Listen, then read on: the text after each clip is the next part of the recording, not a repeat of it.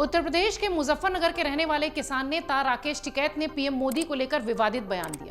किसान नेता राकेश टिकैत ने बांग्लादेश में हुए तख्ता पलट पर बात करते हुए भारत में भी ऐसा हाल होने की चेतावनी दे दी। वैसे ये कोई पहला बयान नहीं है, इसके पहले अगर आप देखिए तो सलमान खुर्शीद भी कुछ ऐसा ही कहते हुए दिखाई पड़े थे, लेकिन अब राकेश टिकैत उन्होंने कहा कि बांग्लादेश जैसा ही हाल तो यहां भी हो रहा है।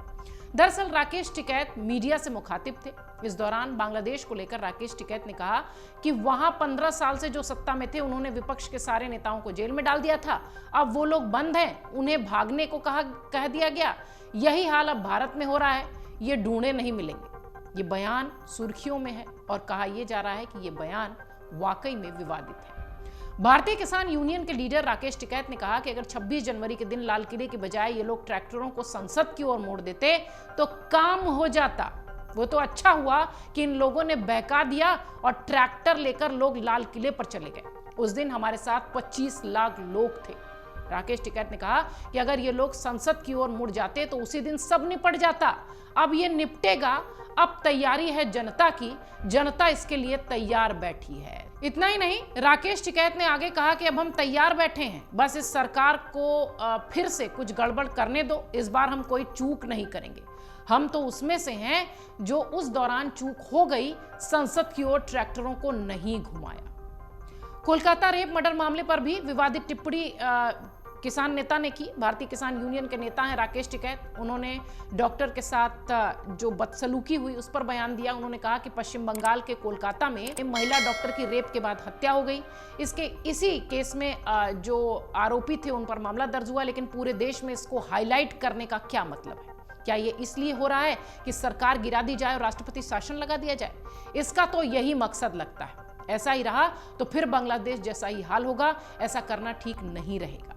राकेश टिकैत की इस बातचीत को मीडिया के जरिए ही चर्चा में लाने की बात कही गई, लेकिन सोशल मीडिया पर भी उनका ये वीडियो खूब वायरल हुआ और उनकी जमकर आलोचना होती रही। राकेश टिकैत ने बीजेपी सरकार को घेरते हुए कहा कि बीजेपी शासित राज्यों में से भी कई जगह से दुष्कर्म की हत्या की घटनाएं सामने हो चुकी हैं, मगर वहां इन मामलों को दबाया जाता है। राकेश टिकैत के इस पूरे बयान पर बीजेपी के प्रवक्ता शहजाद पूनेवाला ने जवाब दिया।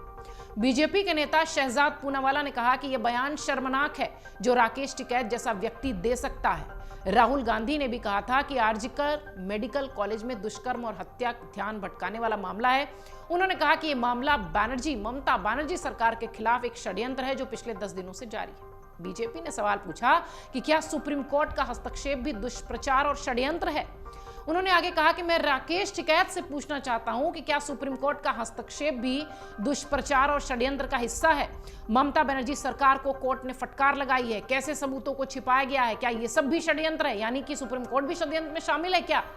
आप हमें यह बताइए कि पीड़िता के माता पिता जो न्याय मांग रहे हैं और ये कह रहे हैं कि ममता बनर्जी उन्हें न्याय दिलाने का आश्वासन नहीं दे रही, क्या वो भी षड्यंत्र है?